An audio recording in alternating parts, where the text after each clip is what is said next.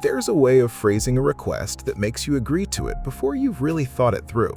It's not mind control, it's not hypnosis, it's just sentence structure, arranged in a specific order that slides past the part of your brain that normally says, "Wait, let me think about this." Salespeople use it, recruiters use it, your most persuasive coworker uses it without even knowing the name for it. By the end of this video, you'll start hearing it everywhere. Here's the uncomfortable part. You've probably agreed to something this week using exactly this pattern. Your brain runs on two systems. One is fast, automatic, intuitive. The other is slow, effortful, and deliberate. The psychologist Daniel Kahneman spent decades documenting this. Most of your daily decisions get made by the fast system, and the slow system often just builds a justification for a call you'd already made. That gap between the decision and the justification is where these persuasion patterns live. They don't hack your brain or skip your consciousness entirely. They just make the fast, intuitive answer easier to reach for than the slow, deliberate one. Compare, "You're going to love how this feels," to "Do you want to buy this?" The first sentence assumes the outcome. The second invites a decision. And a real decision is exactly what a skilled persuader wants you to avoid making consciously. So what does this actually sound like? There are three patterns worth knowing, and once you learn the second one, you'll start noticing it in nearly every ad you scroll past today. Pattern 1. The assumed outcome. This is a sentence that describes an experience you haven't agreed to yet, as if you already had. Real-world example. Instead of "buy this couch," a furniture salesperson says, "Once you're sitting on this, you'll notice how relaxed you feel." Notice what's missing. There was never a moment where you were asked if you wanted the couch. The sentence just assumes you're already sitting on it.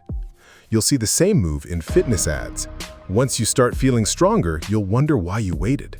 That's not a description of a future outcome. It's a script written to feel like one. This works because of a well-documented principle in persuasion research. People tend to push back against direct requests, but rarely object to a request that's never stated outright. If nothing was technically asked, there's nothing to say no to. Pattern 2. The presupposition. This is the one you'll start noticing everywhere. A presupposition is a question or statement that treats something as already decided, so that answering the small part means you've quietly agreed to the big part too. Classic example. Will you be paying with the platinum card or the gold card? Neither answer is no. The real question, "Are you buying this at all?" never got asked. Parents do a gentler version of this without meaning to. Do you want to do your homework before or after dinner? The child feels like they got a choice. The real decision, whether homework happens tonight, was never on the table. You'll hear a sharper version in recruiting pitches and multi-level marketing scripts.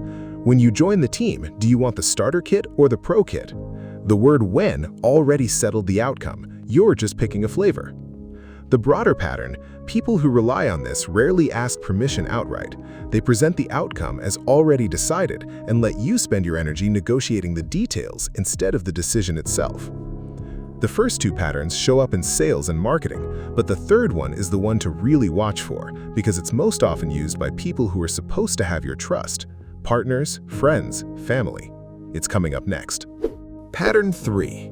Truisms and the yes ladder. A truism is a statement so obviously true you nod along without thinking. It's been a long week, hasn't it? Everyone wants to feel understood. You only want what's best for the people you love. None of these are manipulative by themselves. The technique is stacking 3 or 4 of them in a row, then sliding in the real request right after. Each small agreement makes the next one easier.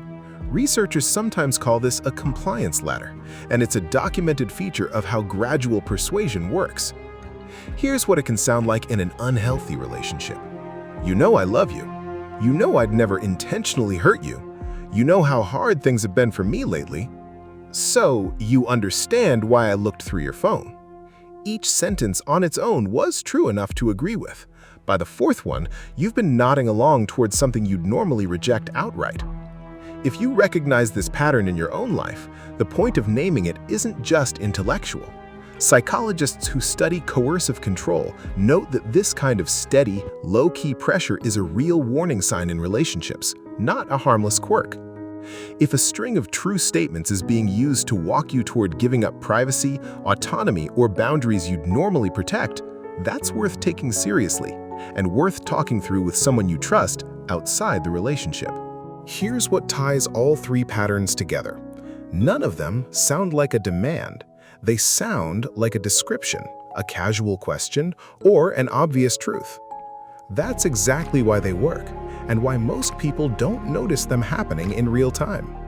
People who use these techniques well tend to pay close attention to what the other person wants to hear, what they're insecure about, and what they'll agree with automatically, then build sentences around those points. A quick gut check. Has anyone recently used a sentence that assumed something instead of asking it? When you move in with me, once we're married, after you quit that job?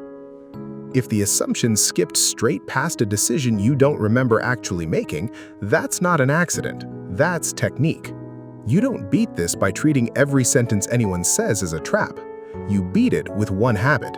Slow the sentence down before you respond to it.